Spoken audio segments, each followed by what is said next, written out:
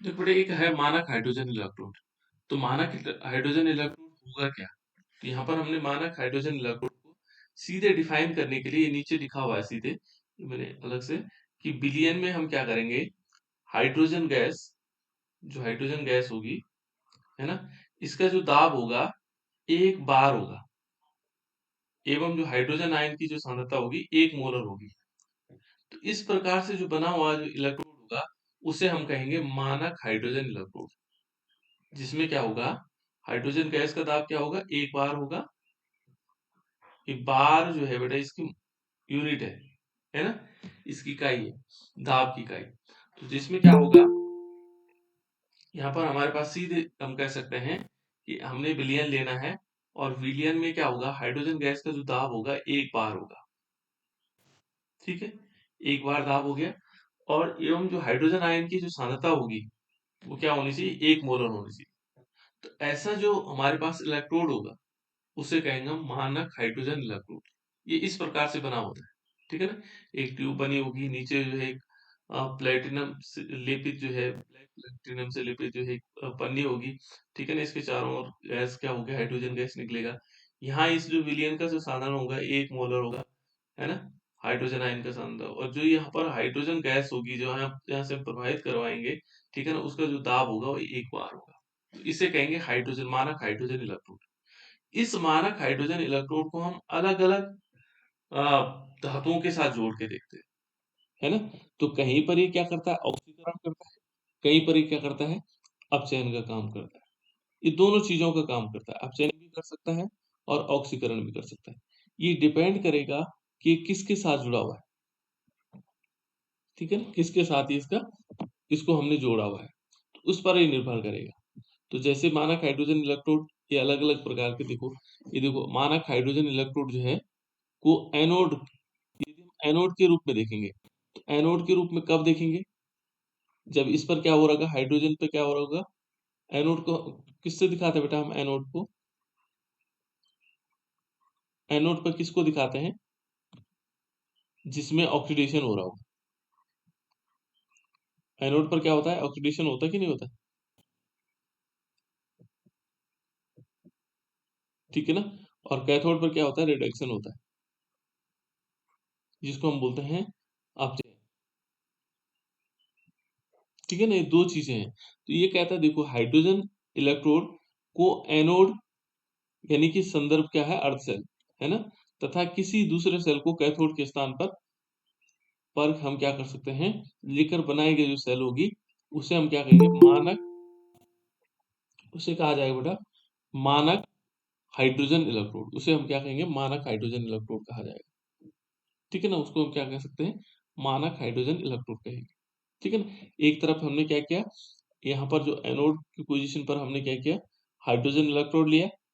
ये देखो, ये पहले हमने क्या लिया, हाइड्रोजन इलेक्ट्रोड लिया, और दूसरी स्थिति पर हमने क्या लिया, कोई अन्य अन्य दूसरा सेल लिया, है ना, अर्ध सेल लिया। और इसको क्या करते हैं बेटा, देखो 298 केल्विन टेम्परेचर होगा, ईएमएफ होगा, और दूसरे सेल के अपचयन विभव को काम मान देते हैं, और धनी ओर। तो इसमें क्या होगा, जैसे सपोज हमने क्या किया, इस हाइड्रोजन इलेक्ट्रोड को यहाँ जोड़ा, और दाहिनी तरफ क्या किया, किसी अन्य को जोड़ा उस दाहिनी तरफ। तो यहाँ पर जो माना हाइड्रोजन इलेक्ट्रोड होगा, माना ई नोट आर, ये बराबर क्या होगा, ई नोट सेल होगा, सॉरी, ई नोट जो सेल होगा वो क्या होगा, क्या होगा बेटा इसमें, ई कैथोड माइनस ई E naught cathode minus E anode, naught anode. ठीक है ना। ऐसी स्थिति में यहाँ पर क्या होगा, ई नोट एनोड होगा। ये कंडीशन हमारे पास होनी चाहिए, है ना, ये वाली कंडीशन। तो इसमें क्या होगा, जो मान आएगा वो किस प्रकार आएगा, कैथोड में से हमने क्या किया, एनोड को घटाया, ठीक है ना। तो यहाँ ये देख लीजिएगा, ये आ रहा सिंपल, यहाँ पर क्या होगा, ये वैल्यू आएगी प्लस में, देखो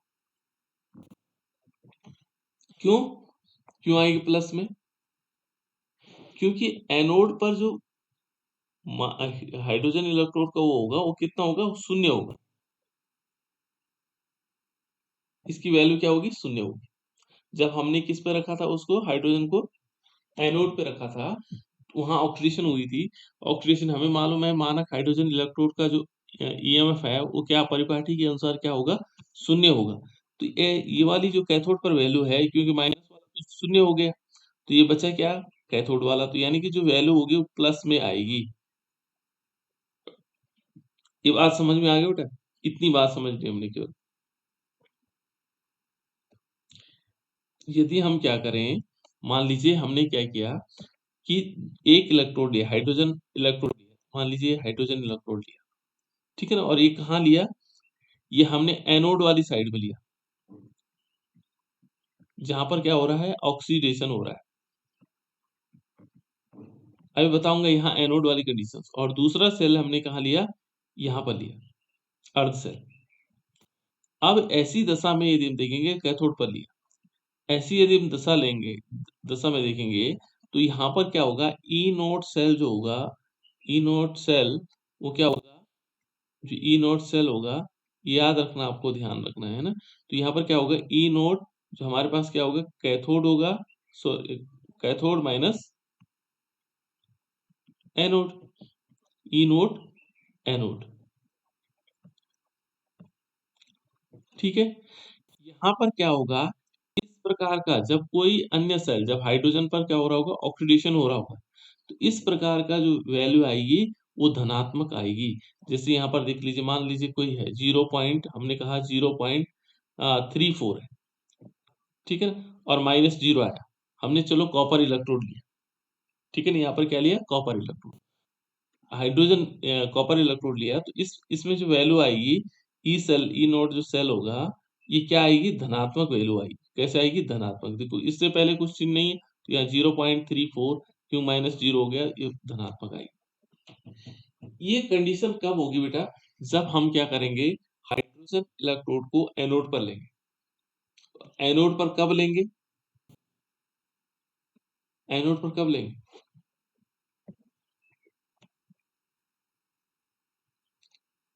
एनोड पर कब लेंगे, एनोड पर इलेक्ट्रोड रखी हो।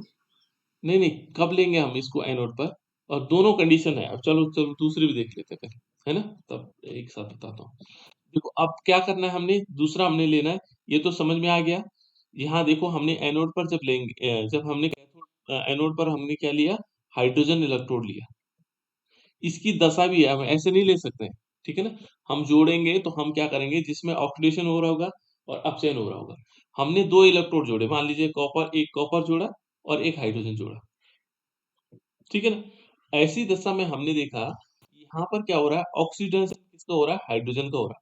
जब ऑक्सीडेशन किसका हो रहा होगा, हाइड्रोजन का हो रहा होगा, तो तब हम क्या करेंगे, हाइड्रोजन को कहाँ लेंगे, एनोड पर लेंगे, ठीक है ना। हाइड्रोजन को कहाँ लेंगे, एनोड पर लेंगे। और जब हमने मान लीजिए हमने जिंक के साथ हाइड्रोजन को लिया, तो ऐसी दशा में क्या होगा, इस हाइड्रोजन को हमें कैथोड पर लेना पड़ेगा। अभी बताएंगे क्यों होता है ऐसा, है ना। दोनों कंडीशन, ये कॉपर के साथ तो हम इसको क्या लेंगे, कॉपर के साथ हम इसको दाईं तरफ लगाएंगे, सॉरी बाईं तरफ, ठीक है ना, वहां एनोड पर लगाएंगे। कॉपर के साथ हम जब इसको जोड़ेंगे तो इसको कहाँ जोड़ेंगे, एनोड। और जब हम क्या करेंगे, जिंक के साथ लगाएंगे तो हमें इसे कैथोड पर लेना पड़ेगा, ठीक है। अभी बताएंगे क्यों कंडीशन ऐसी होगी। हाइड्रोजन के जब हम कॉपर के साथ ले रहे हैं तो तब इसको एनोड को, एनोड की साइड रख रहे हैं, यानी कि हम बाईं तरफ रख रहे हैं। और जब जिंक के साथ रखेंगे तो तब किस तरफ रखेंगे, इसको दाहिनी तरफ रखेंगे। क्यों, ऐसा भी ध्यान रखना भी है ना। तो देखो जब हमने क्या किया, इसको किसके साथ, कॉपर के साथ देखा, तो कॉपर के साथ हमने क्या किया, इसको हाइड्रोजन को एनोड पर लिया। तो जब एनोड पर लिया तो ई नोड सेल क्या आया, हमारा धनात्मक आया, देखो धनात्मक आया, और उसकी जो वैल्यू है, जो ईएमएफ है, वो क्या आया, 0.34। तो 0.34 जो आया, ये किसका है बेटा, ये कॉपर का है। ये किसका है, कॉपर की, जो ईएमएफ आया ये कॉपर का आया, ठीक है ना। क्योंकि हाइड्रोजन का क्या होता है, शून्य होता है, और ये धनात्मक में होगी वैल्यू, ठीक है। यहाँ पर क्या होगा, यहाँ पर यदि हम देखेंगे तो यहाँ पर कॉपर का क्या हो रहा है, रिडक्शन हो रहा है। कॉपर का क्या हो रहा है, इसमें रिडक्शन हो रहा है। और हाइड्रोजन का क्या हो रहा होगा, हाइड्रोजन का ऑक्सीडेशन हो रहा होगा, अब देखो यहाँ पर क्या है, इस स्थिति को समझना है। ये स्थिति हम कल समझ नहीं पा रहे थे क्या कंडीशंस है। तो देखो बेटा, मानक हाइड्रोजन जो इलेक्ट्रोड होगा, यहाँ पर विभव धनात्मक मान इंगित करता है। क्या दिखाता है? ये जो धनात्मक मान आए, मान लीजिए हमने कहा कि कॉपर का जो ईएमएफ है, ये ई सेल, ये ई कॉपर, ई नोट कॉपर, ये है, ये बराबर हमारे पास आया 0.34। ये धनात्मक है। ये क्या प्रदर्शित कर रहा होगा? जब ये धनात्मक है, धनात्मक का मतलब पहले ये प्रदर्शित कर रहा है कि कॉपर का क्या हो रहा है यहाँ पर, ये जो धनात्मक है, इसमें हाइड्रोजन की तुलना में कॉपर का क्या हो रहा है? रिडक्शन हो रहा है। पहला तो ये इंडक्शन कर रहा है, ये इंडिकेट कर रहा है कि जो कॉपर है उसका क्या हो रहा है? रिडक्शन। जब ये वैल्यू धनात्मक आई, तो इसका मतलब क्या हुआ कि कॉपर का क्या हो रहा है? रिडक्शन हो रहा है। यहाँ देखो, धनात्मक मान इंगित करता है कि जो Cu2 प्लस आयन है, ये Cu2 प्लस आयन है, H प्लस आयनों की तुलना में आसानी से अपचयित हो रहा है। ये आसानी से क्या हो रहा है? अपचयित हो रहा है, इसका रिडक्शन हो रहा है। हाइड्रोजन की तुलना में क्या हो रहा है? जो H प्लस आयन था, इसकी तुलना में कॉपर आसानी से इसका रिडक्शन हो रहा है।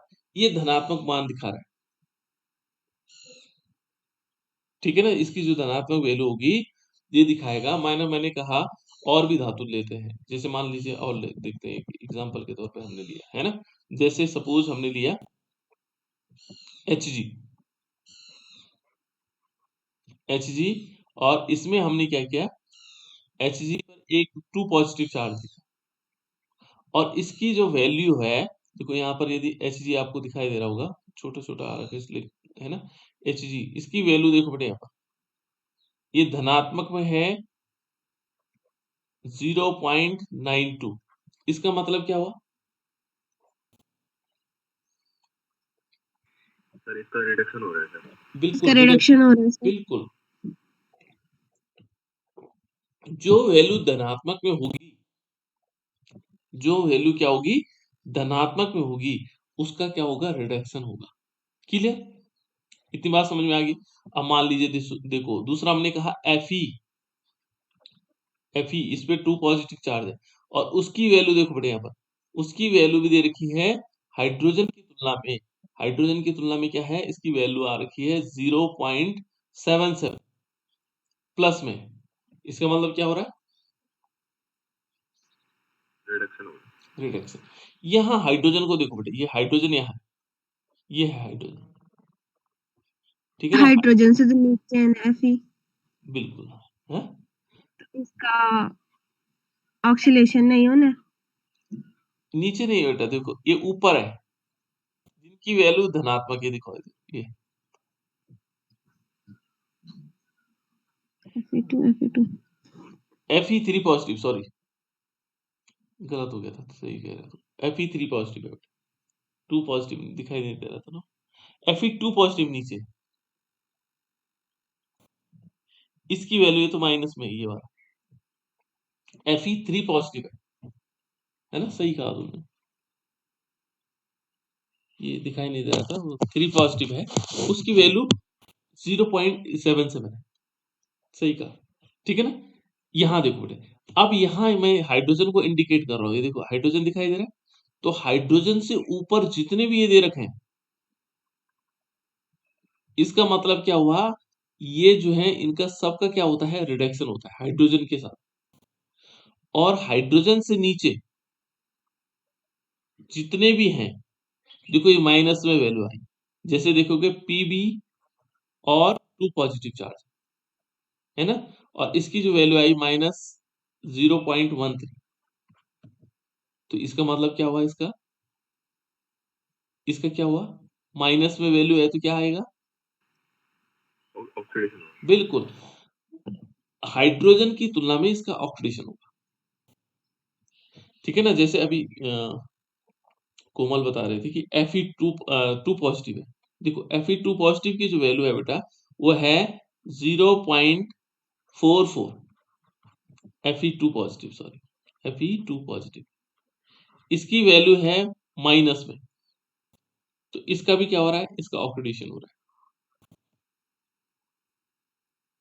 ठीक है।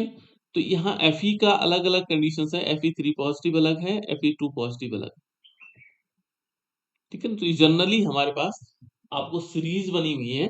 तो चलो अब फिर वही चलते हैं, ये समझ में आ गया कि जहां पर क्या होगा, इसका मतलब क्या हुआ, इसका मतलब हुआ कि जो कॉपर आयन है वो हाइड्रोजन आयन की तुलना में आसानी से अपचयित हो जाता है। ये अपचयित होता है कौन, कॉपर, जब धनात्मक वैल्यू होगी। क्लियर, जब धनात्मक वैल्यू होगी तो इसका मतलब जो उसके साथ जुड़ा हुआ हाइड्रोजन के साथ जुड़ा हुआ आसानी से अपचयित हो रहा होगा, ठीक है ना, अपचयित हो रहा होगा। इसके विपरीत क्या है, यह प्रक्रम संभव नहीं है। इसके विपरीत का मतलब ये हुआ कि जो हाइड्रोजन है, कॉपर तो आसानी से अपचयित हो जाता है, लेकिन हाइड्रोजन अपचयित नहीं हो सकता है, बिल्कुल विपरीत प्रक्रम में ये नहीं होगा, ठीक है ना। तो मानक परिस्थितियों में क्या होता है बेटा, ये ध्यान रखना कि जो मानक परिस्थितियां हैं, है ना, में हाइड्रोजन जो है, हाइड्रोजन आयन कॉपर को ऑक्सीकृत नहीं कर सकता है। जो हाइड्रोजन आयन है वो क्या नहीं कर सकता, इसको ऑक्सीकृत नहीं कर सकता है। ये कॉपर को क्या नहीं कर पाएगा, ऑक्सीकृत नहीं कर पाएगा, केवल अपचयित करेगा, ठीक है ना। और इससे हम कह सकते हैं कि जो हाइड्रोजन गैस है वो कॉपर आयनों को अपचयित कर सकती है। इसलिए क्या होगा कि जो कॉपर है जो कॉपर है वो HCl में नहीं घुलता। किस में नहीं घुलेगा, HCl में नहीं घुलेगा। यदि हम कॉपर लेंगे ना और HCl में घोलने की कोशिश करेंगे तो वो नहीं घुलेगा, ठीक है ना। और दूसरा कहता है कि नाइट्रिक अम्ल में यहाँ नाइट्रेट आयन से ऑक्सीकृत हो जाता है। यदि हम इसको क्या करेंगे, नाइट्रिक अम्ल में लेंगे तो ये नाइट्रेट आयन में क्या हो जाता है, ऑक्सीकृत हो जाता है, ठीक है ना, और न कि हाइड्रोजन आयन से, ठीक है ना। तो यहाँ पर हम आसानी से इसको समझ सकते हैं कि नाइट्रेट आयन बना देगा, लेकिन ये क्या नहीं बनाएगा, हाइड्रोजन आयन में परिवर्तित नहीं होगा। इसलिए ध्यान रखना बेटा, जब ये क्या नहीं कर पाएगा, इसको अप इसको ऑक्सीकृत नहीं कर पाता है, इसका मतलब हाइड्रोजन को हमने क्या लिया, इस तरफ लिया, क्योंकि ये क्या नहीं कर पाएगा, इसको ऑक्सीकृत नहीं, और कॉपर को कहाँ लिया हमने, एनोड की साइड। इतनी बात क्लियर आ गई। क्योंकि यहाँ पर ये ध्यान रखना होगा, प्लस चिन्ह जो दिखा रहा है, ये दिखा रहा है कि इसका क्या हो रहा है, अपचयन, ये क्या हो रहा है, कॉपर अपचयित हो रहा है। तो अपचयित होने का मतलब अपचयन वाले कहाँ लिखेंगे हम, कैथोड पर लिखेंगे। अपचयन वाले को कहाँ लिखेंगे, कैथोड पर लिखेंगे, ठीक है ना। और जिसका ऑक्सीकरण होगा वो एनोड पर लिखा जाएगा, ठीक है ना। तो हाइड्रोजन को एनोड की तरफ। अब दूसरी कंडीशन, दूसरी स्थिति में देखेंगे, देखो इसी प्रकार से, देखो इसी प्रकार से हम क्या करेंगे, देखो निम्नलिखित सेल में को मापित ईएमएफ, देखो ईएमएफ कितना है, 0.76 है ना वोल्ट, और ये माइनस में वैल्यू, किसमें बेटा, माइनस में, ठीक हो गया। इसमें क्या होगा कि अर्ध सेल हम लेंगे, देखो हमने लिया 2 अर्ध सेल लिया, और इस अर्ध सेल में हमने क्या किया, प्लेटिनम, पहले हमने क्या हाइड्रोजन इलेक्ट्रोड लिया, Pt सॉलिड्स और H2, ठीक है ना। और इसको क्या किया, गैस 1 बार, है ना, 1 बार, यानी कि हम मानक वाला स्थिति ले रहे हैं इसकी, है ना। और साथ साथ में इसकी हाइड्रोजन आयन की मोलरता कितनी होगी, जो हाइड्रोजन आयन है उसकी मोलरता होगी एक्वस, ठीक है ना, 1 मोल। एक लिया हमने ये, और दूसरा हमने इसको जिंक को जोड़ दिया। अब जिंक को हमने इस प्रकार से 1 मोलर इसमें भी हो जाएगा, और Zn। अब हम जब क्या करेंगे, इसके साथ जोड़ेंगे, किसके साथ, हाइड्रोजन के साथ जोड़ेंगे, तो उस दशा में हम ये देखेंगे कि जो हमारे पास गैल्वेनोमीटर में जो पाठ्यांक आ रहा है वो माइनस में आ रहा है, माइनस 0.76 वोल्ट। ये माइनस कब आएगा, जब क्या हो रहा होगा, हाइड्रोजन का रिडक्शन हो रहा हो, ऑक्सीडेशन नहीं हो रहा होगा, है ना। कैसे, देखो हमने क्या किया, इसको किस तरफ लिया, मान लीजिए चलो हमने कहा ये एनोड कंडीशंस में, हमने कहा ये एनोड आ रहा है ना, एनोड पे हमने हाइड्रोजन लिया, और जिंक को ले लिया किसमें, ठीक है ना, कैथोड पर, उल्टा लिया, जबरदस्ती हमने इस टाइप से किया। तो हमने जो मानक सेल ई नोड, है ना, E naught cell is equal to हमने क्या किया, E naught cathode minus anode, cathode minus E naught anode. अब क्या किया बेटा हमने हमने कहा चलो इसकी वैल्यू देखो, इसकी वैल्यू कितनी आई, इसकी वैल्यू तो जो एनोड पर है वो तो 0 होगा, है ना, और कैथोड पर कितनी आई वैल्यू, तो हमने कहा ये तो 0.76 आया, लेकिन इसे तो प्लस में आना चाहिए था, क्योंकि हमने जिंक को यहाँ पर क्या ले रहे हैं, कैथोड के फॉर्म में ले रहे हैं, यहाँ पर हाइड्रोजन ले रखा है, तो इसे प्लस में आना चाहिए था। इसका मतलब ये गलत हो रहा है, यहाँ माइनस में वैल्यू कब आएगी, जब क्या होगा, हाइड्रोजन पर क्या हो रहा होगा, ऑक्सीडेशन हो रहा होगा। तो हमें क्या करना पड़ेगा कि ई नोड, और यहाँ पर हमें लेना पड़ेगा एनोड, सॉरी कैथोड लेंगे, तो कैथोड पर हमें क्या करना पड़ेगा, कैथोड पर हमें हाइड्रोजन इलेक्ट्रोड लेना पड़ेगा, ई नोड हाइड्रोजन इलेक्ट्रोड लिया, ठीक है। और जब हाइड्रोजन इलेक्ट्रोड 0 होगा, माइनस जो हमारे पास होगा ई नोड और जिंक इलेक्ट्रोड, हमने जिंक इलेक्ट्रोड लिया, है ना। अब इस दशा में देखो, कैथोड पर तो हमने हाइड्रोजन ले लिया, ये लिया एनोड पर, ये एनोड पर है, हमने जिंक को लिया। अब यहाँ जो वैल्यू थी ये थी 0, क्योंकि हमें मालूम है कि जो मानक हाइड्रोजन इलेक्ट्रोड है उसकी वैल्यू को हम 0 मान लेते हैं। फिर माइनस का सीन आया, और उसमें गैल्वेनोमीटर पे कितनी आई पाठ्यांक, वो आया 0.76, और वो किस में होगी, माइनस में वैल्यू होगी, तो तभी माइनस में होगी जब हम क्या करेंगे, कैथोड पर क्या लेंगे, किसको लेंगे, हाइड्रोजन इलेक्ट्रोड। तो अब हमें समझ में आ गया होगा कि यहाँ पर जिंक का क्या हो रहा है, ऑक्सीडेशन, तभी वैल्यू क्या होगी, माइनस। और जो हमने क्या किया, किसको जोड़ा था, जो मानक हाइड्रोजन इलेक्ट्रोड, उसका क्या हो रहा होगा, ऑक्सीडेशन, यहाँ पर जो हाइड्रोजन इलेक्ट्रोड था उसका क्या हो रहा होगा, ऑक्सीडेशन, सॉरी ऑक्सीडेशन तो किसका हो रहा होगा, जिंक का।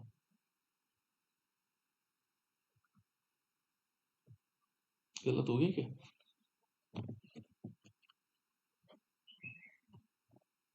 क्या हुआ बेटा इसमें, जिंक का क्या हो रहा है यहाँ पे, मेरी आवाज आ रही है आप लोग, ऑक्सीडेशन हो रहा है सर। हाँ जिंक का क्या हो रहा है, ऑक्सीडेशन, ठीक है ना। और इसमें हाइड्रोजन का क्या हो रहा है, रिडक्शन, ये ध्यान रखना आपको, हाइड्रोजन का हम रिडक्शन कर रहे होंगे, और इसमें क्या हो रहा होगा, जिंक का ऑक्सीडेशन। तो ये क्या हो जाएगा, तो जब इसका रिडक्शन हो रहा होगा तो हमें किस तरफ लेना पड़ेगा, उसको दाहिनी तरफ लेना पड़ेगा, यानी कि जो हमारे पास ये जो इलेक्ट्रोड होगा वो इस प्रकार से बनाएंगे, यहाँ पर जिंक इस तरफ दिखेंगे दिखाएंगे और इधर हाइड्रोजन दिखाएंगे। कॉपर की कंडीशंस में क्यों दिखा रहे हैं, कॉपर की कंडीशन में कॉपर को यहाँ, हाइड्रोजन को यहाँ दिखा रहे हैं, और कॉपर को इस तरफ दिखा रहे हैं, ठीक है ना, क्योंकि इस समय हाइड्रोजन का रिडक्शन हो रहा है, यहाँ पर जिंक का रिडक्शन हो रहा है। तो अब समझ में आया होगा आपका कि माइनस वैल्यू क्या प्रदर्शित करता है, और जो प्लस वैल्यू होगी वो क्या दिखा रहा होगा, ठीक है ना। तो इसका, इस माइनस का मतलब होगा इसका कि यहाँ पर हाइड्रोजन का क्या हो रहा है, रिडक्शन हो रहा है, हाइड्रोजन मानक हाइड्रोजन इलेक्ट्रोड का क्या हो रहा है, रिडक्शन हो रहा है, देखो ये, ठीक है ना। और जो इसके साथ जुड़ा हुआ है दूसरा है जिंक का, उसका क्या हो रहा है, ऑक्सीडेशन हो रहा है, ठीक, ये हो गया बेटा।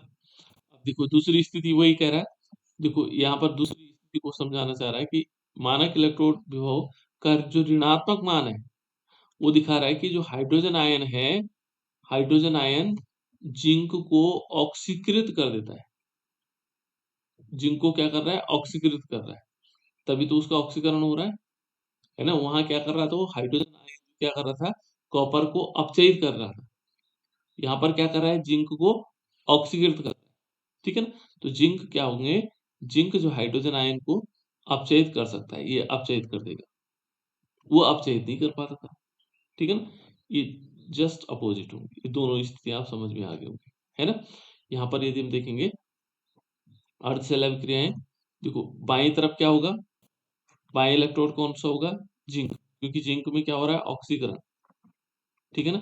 और जो दाएं इलेक्ट्रोड होगा, कॉपर। अब इसमें दोनों देखो बेटा, अब हम एक स्थिति और ले सकते हैं, ये तो हमने देख लिया कि इसका, इसकी जो वैल्यू आई वो कितनी आई, कॉपर इलेक्ट्रोड की जो वैल्यू आई, जो कॉपर की आई, कॉपर 2 प्लस आई, है ना, ये आई 0.34, और जो हमारे पास जिंक की आई, जिंक 2 पॉजिटिव की वैल्यू आई वो कितनी आई, -0.76। ये आप याद भी रख सकते हो उनको, क्योंकि वैल्यू कंफर्म वैल्यू है ना। तो अब इन दोनों इलेक्ट्रोडों को एक साथ जोड़ते हैं, ठीक है ना। कैसे, कॉपर और जिंक को। अभी तो हमने हाइड्रोजन के साथ लिया, अब हम इसके निकाल सकते हैं, हम एक कॉपर इलेक्ट्रोड लेंगे और एक क्या लेंगे, जिंक इलेक्ट्रोड, ठीक है ना। इन दोनों को देखते हैं जोड़ करके, तो इन दोनों को जोड़ेंगे, तो इन दोनों को क्या करेंगे, एक बाएं इलेक्ट्रोड ले लेंगे, जैसे हमने बाएं तरफ लिया, बाएं इलेक्ट्रोड जिंक लिया, तो जिंक में क्या है, Zn होगा, और सॉलिड स्थिति है, एस का मतलब सॉलिड होता है बेटा, है ना, ठोस अवस्था, और Zn, और इसमें 2 पॉजिटिव होगा, और ये क्या होगा, हम उसमें होगा मानक, अब हम मानक स्थिति को देख रहे हैं, ठीक है ना। और 1 मोलर हमने इसमें इसका जो क्या लिया, सॉल्यूशन का 1 मोलर सॉल्यूशन होगा, और इसमें 2 इलेक्ट्रॉन निकल जाएंगे। ये इसमें हो रहा है ऑक्सीडेशन, इस वाली कंडीशन में ऑक्सीडेशन हो रहा है। यदि हम दाएं वाला इलेक्ट्रॉन लेंगे, दूसरी तरफ दाएं वाला लेंगे, अब इन दोनों को जोड़ रहे हैं जो अलग अलग थे, है ना। तो दाएं वाले इलेक्ट्रोड में क्या हुआ, कॉपर है, 2+ चार्जेस है, और ये भी एक्वस है, और ये भी क्या है, मोलर वाला है, 1 मोलर, यानी कि मानक अवस्था पर होगा। इसने 2 इलेक्ट्रॉन ग्रहण किए, और ये भी इसने भी क्या बना दिया, कॉपर बना दिया, कॉपर सॉलिड बना दिया। इन दोनों को यदि हम सेल रिएक्शन में लिखेंगे, तो सेल अभिक्रिया में क्या होगा, यदि हम सेल कंडीशंस में लिखते हैं, तो यहाँ पर क्या हुआ कि जिंक, पहले वाली देखो, जो बाईं तरफ देखो, जिंक ये सॉलिड था, इसने Cu2 पॉजिटिव से अभिक्रिया की, एक्वस था, ठीक है ना। और इसने क्या किया, जिंक 2 पॉजिटिव बनाया, 2 इलेक्ट्रॉन से 2 इलेक्ट्रॉन कैंसिल हो जाएंगे, है ना, और प्लस क्या हो, ये एक्वस हो जाएगा, और यहाँ पर आएगा कॉपर, ये सॉलिड फॉर्म में ऐसा बन जाता है ना। तो जब हम इसको सेल रिएक्शन में देखेंगे, या ईएमएफ निकालेंगे इसका, है ना, तो ई ई नोट सेल, इधर निकालेंगे E naught cell is equal to क्या होगा, E naught right minus E naught left, ये तो होगा। तो राइट में क्या लेते हैं हम, दाहिनी तरफ क्या लेते हैं बेटा, कैथोड। हाँ, ई नोट कैथोड, इसलिए मैं बार बार उसको रिपीट कर रहा हूँ, और ई नोट एनोड, ठीक है ना। तो कैथोड पर कौन सी वैल्यू है, कैथोड पर कौन सी है, जो हम राइट में कौन सी वैल्यू है, कॉपर, दाहिनी तरफ कौन सी है, कॉपर। कॉपर आ जाएगा, है ना। तो कॉपर की जो हमने वैल्यू निकाली थी, ई नोट सेल, ठीक है, वो कितनी थी, ये थी 0.34, इसको हम उससे भी देख सकते हैं, और माइनस क्या कर देंगे, ई नोट एनोड, एनोड पर क्या वैल्यू थी, माइनस में वैल्यू थी, यहाँ माइनस करना है, देखो माइनस चिन्ह इसमें लगा हुआ पहले से, है ना, फिर माइनस होगा 0.76 वोल्ट, है ना। तो यदि हम टोटल देखेंगे, तो इसका ई नोट सेल कितना आ जाएगा, ये आएगा 1.10 वोल्ट, ये प्लस में हो, ठीक है ना, दोनों माइनस माइनस तो प्लस में हो जाएगी वैल्यू, है ना। ये आप आसानी से जान सकते हैं, ये हमारे पास प्लस में आएगी, ठीक है। इस प्रकार से हमारे पास ये सेल बनेगा, है ना। अब देखो बेटे, इसमें अलग अलग प्रकार के सेल थे, ये डेनियल सेल की अभिक्रिया है, रासायनिक सेल अभिक्रिया, ठीक है ना। अब इसमें एक चीज और है, ये कहता है देखो, कि कभी कभी क्या कर सकते हैं, जो हम प्लेटिनम है और स्वर्ण जैसी जो धातुएं होती हैं, अक्रिय इलेक्ट्रोड के रूप में क्या करती हैं, प्रयुक्त होती हैं। कौन कौन सी, एक तो प्लेटिनम हो गया, और एक स्वर्ण है। जैसे यहाँ देखोगे, ये क्या है, अक्रिय इलेक्ट्रोड के रूप में प्रयोग किया जाता है इनका, किस किस को बेटा, प्लेटिनम को, सॉरी और जैसी धातु।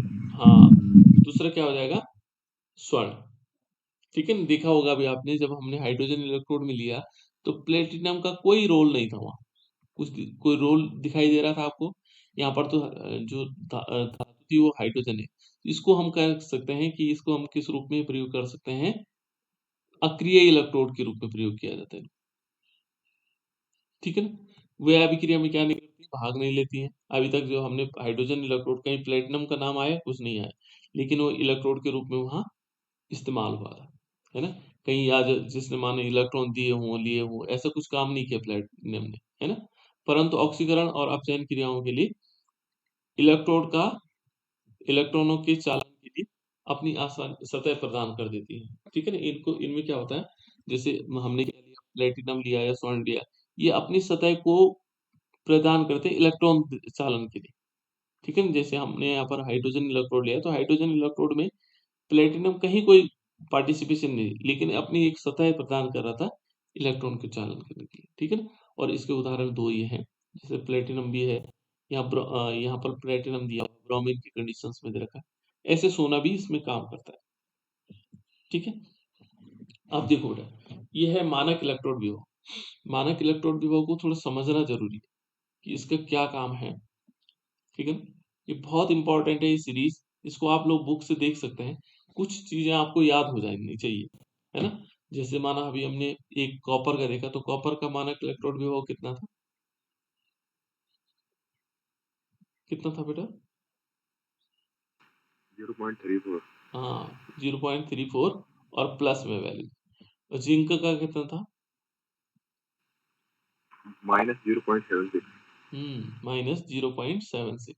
इससे हम पता लगा देंगे। यहाँ पर जिंक, ये माइनस का चिन्ह लगा हो तो जिंक का ऑक्सीडेशन हो रहा है। यहाँ पर देखेंगे कॉपर का क्या हो रहा है, रिडक्शन हो रहा है। ठीक है ना? हाइड्रोजन की कंपैरिजन में।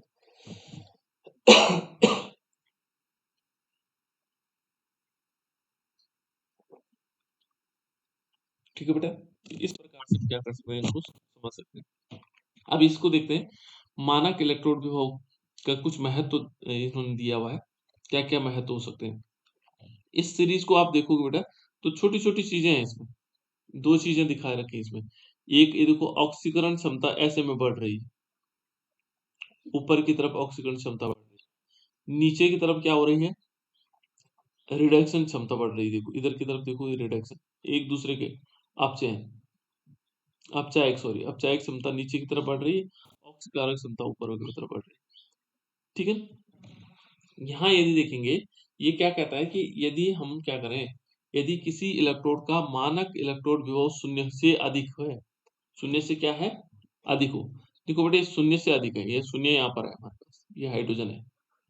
ठीक है ना? ये क्या कहता है कि किसी इलेक्ट्रोड का मानक इलेक्ट्रोड विभव शून्य से अधिक है, होता है, तो इसकी अपचयित अवस्था हाइड्रोजन गैस से क्या होगी, अधिक स्थायी होगी। अपचयित अवस्था क्या मानी जाएगी, हाइड्रोजन से ज्यादा स्थायी मानी जाएगी। ठीक है ना? किससे, हाइड्रोजन से ज्यादा स्थायी किसकी मानी जाएगी, अपचयित अवस्था इनकी मानी जाएगी, जो ऊपर वाले हैं। ठीक है? दूसरा कहता है देखो, कि यदि मानक इलेक्ट्रोड विभव ऋणात्मक हो, तो हाइड्रोजन गैस उस स्पीसीज की अपचयित अवस्था से अधिक स्थायी होगी। और यहाँ पर देखो, यदि माइनस में है, तो ये स्थायी कौन है इस समय, हाइड्रोजन गैस है, अपचयित होने की स्थिति। ये तो अपचयित हो जाता है हाइड्रोजन, लेकिन ये क्या होंगे, ये ऊपर वाले क्या होंगे, ये हाइड्रोजन गैस इनसे स्थायी, ज्यादा स्थायी। ठीक है ना? ये दोनों कंपेरिजन है बेटा, बहुत इंपॉर्टेंट है, ध्यान रखना कि जब धनात्मक मान है, अपचयित समझ रहे हैं आप लोग, अपचयित समझ रहे हो बेटा, अपचयित अवस्था समझ रहे हो,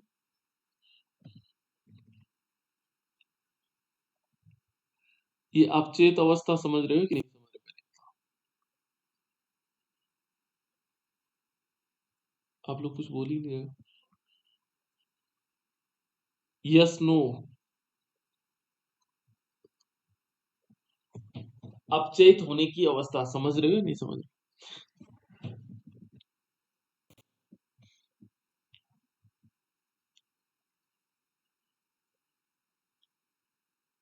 अपचयित होने की कंडीशन, अपचयित, अपचयित जानते हो, अपचयित होना, अपचयन होना,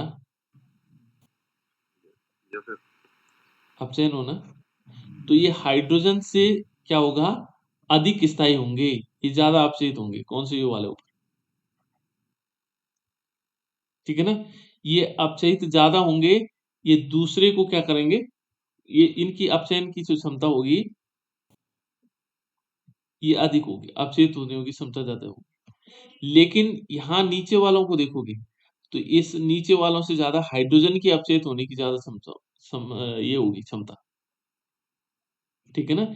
यदि मानक इलेक्ट्रोड विभव ऋणात्मक होता है, तो हाइड्रोजन क्या होगा, हाइड्रोजन गैस जो होगी उस स्पीसीज की अपचयित अवस्था से अधिक स्थायी होगी। ये अपचयित ज्यादा होगा, इनसे नीचे, ये इनसे ज्यादा अपचयित होगा ये, ठीक है ना। और ये देखो हाइड्रोजन से ऊपर क्या होगा, ये ज्यादा और इनकी क्षमता ज्यादा होगी, और ज्यादा होगी, ठीक है। चलो अब एक लाइन और है इसमें, बहुत इंपॉर्टेंट है कि फ्लोरीन है बेटा, फ्लोरीन का मानक इलेक्ट्रोड विभव उच्चतम होगा। मानक इलेक्ट्रोड विभव क्या है, उच्चतम, सबसे ऊपर देखो फ्लोरीन है, मानक इलेक्ट्रोड विभव क्या होगा, सबसे उच्चतम होगा। ये देखो फ्लोरीन का क्या होगा, मानक इलेक्ट्रोड विभव क्या होगा, सबसे उच्चतम। उच्चतम ये क्या दिखा रहा है उच्चतम होने का, कि जो ये फ्लो इलेक्ट्रॉन जल्दी हाँ, यदि देखेंगे तो फ्लोरीन गैस जो है, कि जो फ्लोराइड आयन है, फ्लोरीन गैस का जो फ्लोराइड आयन है, देखो फ्लोरीन गैस ये है, ये फ्लोराइड आयन, तो ये दो इलेक्ट्रॉन ले रहा है, ठीक है ना। तो ये देखो जो फ्लोरीन गैस है का जो फ्लोराइड आयन है में अपचयित होने की प्रवृत्ति अधिकतम होती है, यानी कि सबसे ज्यादा अपचयित ये होता है, ये इलेक्ट्रॉन जल्दी से ले लेता है, फ्लोराइड ने तुरंत इलेक्ट्रॉन ले, है ना। तो इस सबसे ज्यादा अपचयन की क्षमता कौन रखता है, फ्लोराइड आयन, और सबसे कम कौन रखेगा, जो इसमें होगा, इसमें माइनस में जिसकी वैल्यू सबसे ज्यादा, ठीक है ना। अब समझ में आ रहा है, अपचयित होने की क्षमता किसकी सबसे ज्यादा है, फ्लोराइड आयन की। उसके बाद हाइड्रोजन से जो ऊपर वाले हैं ये जल्दी अपचयित हो जाते हैं, लेकिन ये क्या नहीं होते, ये जल्दी अपचयित नहीं होते, ठीक है ना। ये ध्यान रखना, यानी कि अपचयन की जो क्षमता है ऐसे में बढ़ेगी, है ना, ये इलेक्ट्रॉन को जल्दी से ग्रहण कर लेगा। तो देखो यह इंगित करता है कि जो फ्लोराइड आयन है अपचयित होने की प्रवृत्ति अधिकतम होगी। सबसे ज्यादा अपचयित होने की प्रवृत्ति किसकी होती है, बताओ बेटा, आप लोग बोलो अपने मुंह से, सबसे ज्यादा अपचयित होने की प्रवृत्ति किसकी है, फ्लोरीन। फ्लोरीन की, ठीक है ना, ये दिखा रहा है, ठीक है ना। फ्लोरीन गैस जो है प्रबलतम ऑक्सीकारक होगा, यदि अपचयित होने की, जो अपचयित होता है जिसका अपचयन होगा वो प्रबल ऑक्सीकारक होगा, उल्टा, ठीक है ना। जो क्या हो रहा होगा, इसकी क्षमता क्या है, ये अपचयन होने की क्षमता सबसे अधिक है। तो जिसका अपचयन होता है बेटा, ये थोड़ा ये ध्यान दो इसमें, है ना, जिसका अपचयन होता है, जिसका क्या हो रहा हो, अपचयन हो रहा हो, जिसका क्या हो रहा हो, बोलो बोलो, जिसका क्या हो रहा होगा, अपचयन हाँ, जिसका अपचयन हो रहा हो वो दूसरे को ऑक्सीकृत करता, बेटा ध्यान रखना, वो दूसरे को क्या करेगा, ऑक्सीकृत बिल्कुल ध्यान रखना, दूसरे को ऑक्सीकृत करेगा। जिसका अपना अपचयन हो रहा होगा वो दूसरे को ऑक्सीकृत करता है, स्वयं का जिसका अपचयन हो रहा होगा वो दूसरे का क्या करेगा, ऑक्सीकरण करेगा, उस दूसरे को ऑक्सीकृत करता है। ये बहुत इंपॉर्टेंट फैक्ट है, यहाँ कंफ्यूजन होता है बहुत सारे बच्चों को, है ना। जिसका स्वयं का क्या हो रहा होगा, अपचयन हो रहा होगा, वो दूसरे को क्या करता है, ऑक्सीकृत करता है। तो जब ये प्रबल क्या है, इसका क्या है, इसका प्रबल क्या होता है, प्रबल रूप से ये अपचयित होता है, तो ये क्या माना जाएगा, दूसरे को प्रबलतम ऑक्सीकारक माना जाएगा, दूसरे के लिए क्या माना जाएगा, प्रबलतम ऑक्सीकारक, ठीक है ना। तो प्रबलतम ऑक्सीकारक कौन है, फ्लोरीन, फ्लोरीन क्या है, ऑक्सीकारक, जो दूसरे का ऑक्सीकरण कर देगा, ठीक है ना। जिसका अपचयन हो रहा होगा वो दूसरे को क्या कर देता है, ऑक्सीकृत कर देता है, ठीक है ना। ये इसमें ध्यान रखना, फ्लोरीन क्या माना जाएगा, प्रबल ऑक्सीकारक माना जाएगा, ठीक है ना। इसका स्वयं क्या हो रहा है, अपचयन, ठीक है, और क्या है, प्रबल ऑक्सीकारक। फ्लोरीन जो क्या माना जाएगा, दुर्बलतम अपचायक माना जाएगा, और जो प्रबल क्या होगा, दो तीन चीजें ध्यान रखो, यहाँ पर बता देता हूँ।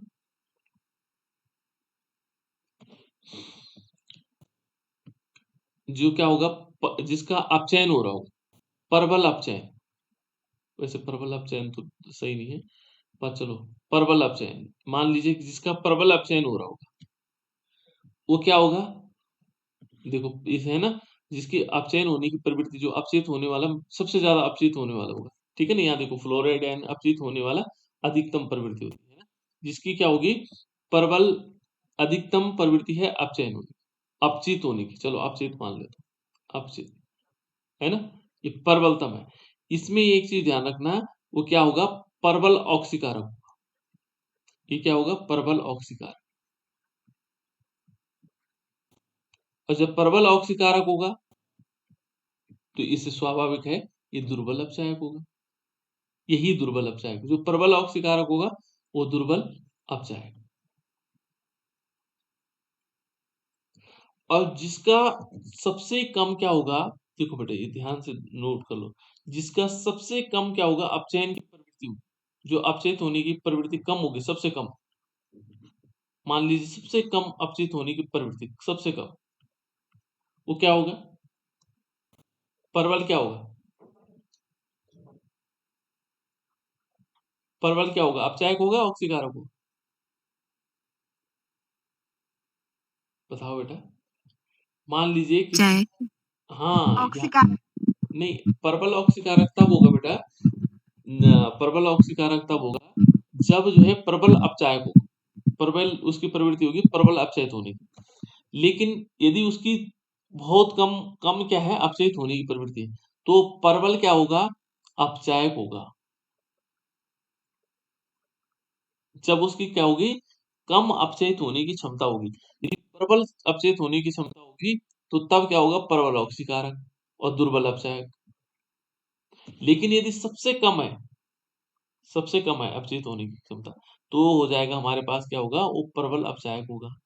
और क्या होगा, दुर्बल ऑक्सीकारक, दुर्बल ऑक्सीकारक। ये थोड़ा कंफ्यूजन कर रहा होगा आप लोगों को, ऑक्सीकारक अपचायक, है ना, कल मैंने उसे बताया था आप लोगों को थोड़ा। तो यहाँ देखो, लिथियम क्या है, इसकी अपचयित होने की क्षमता जो है सबसे कम है, ये अपचयित क्या होता है, सबसे कम होता है, ठीक है ना। इसलिए ये क्या होगा, ये प्रबल अपचायक होगा और ऑक्सीकारक दुर्बल हो जाएगा, ठीक है ना। ये आगे आएगा, देखो यार लिथियम क्या, देखो देखो ये कह रहा है कि लिथियम, लिथियम का इलेक्ट्रोड विभव न्यूनतम है, कैसे है, न्यूनतम है, इसका इलेक्ट्रोड विभव क्या है, न्यूनतम है, सबसे नीचे देखो यहाँ इलेक्ट्रोड विभव, है ना। इससे क्या ये दिखा रहा है कि लिथियम जो है, लिथियम आयन दुर्बल ऑक्सीकारक होगा, दुर्बलतम ऑक्सीकारक होगा। जबकि क्या होगा, लिथियम धातु क्या है, जलीय विलयनों में प्रबल अपचायक होती है। दुर्बल तो क्या होगा, ये दुर्बल ऑक्सीकारक होगा और प्रबल क्या होगा, अपचायक होगा। ये ऊपर वाला क्या था, ये देखो यहाँ मैं लिख देता हूँ इसमें से ना, तब थोड़ा सा याद रहेगा, आपको थोड़ी दिमाग लगाना होगा। चलो इसमें ऑक्सीकारक अपचायक का फिर बताते हैं कॉन्सेप्ट क्या है। देखो ये ऊपर है जो फ्लोरीन है, तो फ्लोरीन, फ्लोरीन को यदि हम देखेंगे, इसका जो हमारे पास इलेक्ट्रोड विभव है वो सबसे अधिकतम, जिसका इलेक्ट्रोड विभव सबसे अधिकतम होगा वो क्या होगा, प्रबल ऑक्सीकारक, प्रबल ऑक्सीकारक, ऑक्सीकारक, ठीक है। और यहाँ पर देखेंगे ये सब, जिसका इलेक्ट्रोड विभव सबसे न्यूनतम है, ठीक है ना, मानक इलेक्ट्रोड विभव, वो क्या होगा, दुर्बल ऑक्सीकारक, अपोजिट, ठीक है ना। ये क्या होगा, ऊपर वाला होगा दुर्बल, यदि हम इसको देखें तो ये क्या होगा, ये दुर्बल अपचायक, दुर्बल अपचायक। ये क्या होगा, ये होगा प्रबल अपचायक, अपचायक, क्लियर, इतनी बात समझ में आ गई बेटा, दुर्बल अपचायक और प्रबल अपचायक। चलो इसको मैं एक चीज बताता हूँ, इससे पहले एक चीजें बता देता हूँ आपको, है ना, पहले एक कंडीशंस बताते हैं, नहीं तो आप समझ नहीं पा रहे होंगे, तो इसको समझाना बहुत जरूरी हो गया। देखो हमारे पास जिंक है, Zn है 2 पॉजिटिव है, सॉरी इसी से लेते हैं, इसी वाली रिएक्शन से लेते हैं, एक मिनट है, हम लेते हैं कॉपर, कॉपर हमने 2 पॉजिटिव लिया, कॉपर सल्फेट लेते हैं, copper sulphate plus zinc is equal to zinc sulphate plus copper. ये रिएक्शन सही हो सकती है, ये रिएक्शन हो सकती है बेटा, हो जाएगी ना। ये जिंक यहाँ इसको रिप्लेस कर सकता है क्योंकि ये ऊपर है ना। तो चलो अब पहले इसमें देखो, इस यहाँ पर देखो, ये कॉपर से जिंक सल्फेट, इनको हम ऐसे भी लिख सकते हैं, कैसे? देखो हमने कॉपर सल्फेट लिया, कॉपर पे 2 पॉजिटिव चार्ज और ये कन्वर्ट हुआ किसमें? Cu में। कैसे हो सकता है? इसने 2 इलेक्ट्रॉन लिए होंगे तभी ये यहाँ से ऐसा बना होगा। क्या हुआ बेटा? कौन सी घटना हुई इसमें? क्या हुआ इसका? क्या हुआ इस समय बताओ? ये तो आप लोगों को पता है। Copper reduction. बिल्कुल, रिडक्शन का हुआ अपचयन। यहाँ पर क्या हुआ? रिडक्शन का क्या, इसको क्या बोलेंगे? इसका हुआ, इस कॉपर का क्या हुआ? अपचयन हुआ। क्लियर बात? इतनी बात समझ में आ गई बेटा? Yes, sir. कॉपर का क्या हुआ? रिडक्शन, ठीक है, या अपचयन। दूसरा हम क्या लेते हैं? जिंक। इस वाले में देखो, जिंक यहाँ ऐसा था और यहाँ हुआ Zn2 पॉजिटिव, इसका मतलब इसने 2 इलेक्ट्रॉन निकाले होंगे। जिंक का क्या हुआ यहाँ पर? ऑक्सीनेशन। ऑक्सीडेशन या ऑक्सीकरण, ठीक है ना। क्या हुआ? ऑक्सीकरण। अब इसमें ध्यान रखना, कॉपर 2 पॉजिटिव का हुआ अपचयन और इसका हुआ ऑक्सीकरण, जिंक का क्या हुआ? ऑक्सीकरण, ठीक है ना। तो इसमें जिसका अपचयन हुआ, जिसका क्या हुआ बेटा? अपचयन, वो है ऑक्सीकारक। वो क्या है? ऑक्सीकारक। ये ऑक्सीकारक क्यों हुआ? ये ऑक्सीकारक इसलिए हुआ, ये दूसरे का ऑक्सीकरण करवाता है। कैसे? इसने 2 इलेक्ट्रॉन लिए, जब लेगा कहां से? जब दूसरा ऑक्सीजन जो छोड़ेगा ना इलेक्ट्रॉन, तभी तो होगा। तो जिसका अपचयन होता है, ध्यान रखना, जिसका क्या होता है? अपचयन होता है, उससे कहते हैं ऑक्सीकारक। क्यों कहते हैं? क्योंकि जो ऑक्सीकारक कब होगा? क्योंकि जब दूसरे से इलेक्ट्रॉन लेगा ना, तो दूसरे का ऑक्सीकरण होगा कि नहीं होगा? ये इलेक्ट्रॉन इसने 2 लिए, अपना तो अपचयन हो गया इसका, लेकिन दूसरे से इसने इलेक्ट्रॉन लिए, तो दूसरे के लिए क्या हो गया? ऑक्सीकारक। उसने उसको उससे इलेक्ट्रॉन लेने का मतलब उससे इलेक्ट्रॉन छीने हैं, तो उसने इलेक्ट्रॉन त्यागने पड़ेंगे उसके लिए। तो यहाँ पर क्या होगा? वो ऑक्सीकारक होगा। ये सिंपल समझ लो, जिसका अपचयन हो रहा है वो ऑक्सीकारक है, और जिसका ऑक्सीकरण हो रहा है, जिसका क्या हो रहा है? ऑक्सीकरण हो रहा है, वो अपचायक है। वो क्या है? अपचायक है। ये दूसरे का क्या कर देता है? अपचयन कर देता है। ये दूसरे से इलेक्ट्रॉन ले लेता है, तो जब उससे इलेक्ट्रॉन लेगा तो उसका अपचयन होगा कि नहीं होगा? तो ये ध्यान रखना आपको, जिसका ऑक्सीकरण हो रहा होगा वो अपचायक कहलाएगा, जिसका अपचयन हो रहा होगा वो ऑक्सीकारक कहलाएगा। ये बात क्लियर समझ में आ गई बेटा? तब तक आप जो विद्युत रासायनिक श्रेणी है उसको नहीं समझ पाओगे। ये जो हमारे पास बोल्ट वाली सीरीज है उसको नहीं समझ पाओगे। ये समझ में आया कि जिसका अपचयन हो रहा होगा वो ऑक्सीकारक, जिसका ऑक्सीकरण हो रहा होगा वो अपचायक। क्लियर? Yes, sir. ठीक है ना। यहाँ पर देखो, कॉपर का क्या हो रहा है? अपचयन हो रहा है, तो ये क्या है? ऑक्सीकारक है। ये क्या है? ऑक्सीकारक है। इसका यदि देखोगे, जिंक का क्या हो रहा है? ऑक्सीकरण हो रहा है, तो ये अपचायक हो जाएगा। तो वही वो कहानी कह रहा है कि जो प्रबलतम, जिसका क्या हो रहा है? जो अपचेत हो रहा होगा, अपचेत होने माने अपचयन हो रहा होगा जिसका, ठीक है ना। यदि उसका प्रबलतम अपचयन हो रहा होगा, अधिकतम अपचयन हो रहा होगा, तो इसका मतलब वो क्या होगा? प्रबल ऑक्सीकारक। इसका अपचयित हो रहा है ना, तो ये प्रबल ऑक्सीकारक। और जिसका क्या हो रहा होगा? जिसका उपचयन या ऑक्सीकरण हो रहा होगा, प्रबलतम, वो क्या होगा? प्रबल, वो क्या होगा? प्रबल अपचायक हो जाएगा, ठीक है ना। इस प्रकार से दोनों एक दूसरे से रिलेटेड है। क्लियर हो गया? क्लियर हो गया बेटा? Yes, sir. यहां पर भी यस यही, सर।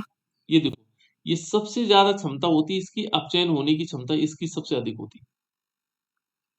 तो जब इसकी अपचयित होने की जो क्षमता सबसे अधिक है तो प्रबल ऑक्सीकारक, और दुर्बल क्या होगा? अपचायक होगा। इसकी सबसे ज्यादा क्या होगी? सबसे कम अपचयित होने की क्षमता होती है। कम अपचयित होने की क्षमता क्या हो जाएगी? ये प्रबल अपचायक हो जाएगा और दुर्बल ऑक्सीकारक हो जाएगा। जस्ट अपोजिट, है ना? तो इस प्रकार से हम इसको समझ सकते हैं। ठीक है, चलो इसको यहीं रहने देते हैं।